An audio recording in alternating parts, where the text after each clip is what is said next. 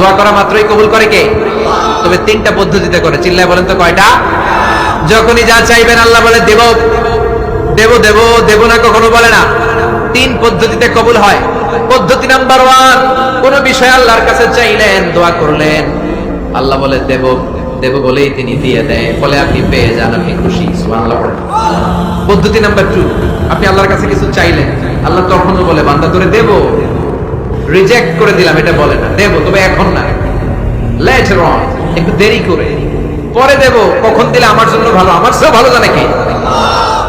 তাহলে মাঝে মাঝে সাথে সাথে দেয়, মাঝে মাঝে দেরি করে দেয়। পদ্ধতি নাম্বার 3, আল্লাহর কাছে দোয়া করলেন, আল্লাহর কাছে কায় মনোবাক্যে চাইলেন, তখনও আল্লাহ বলে বান্দা আমি দেব, তুই নিরাশ হইস না, তবে এখন দেব না, দেরি যেদিন বিপদে পড়ে যাবি ওই দিন দেব।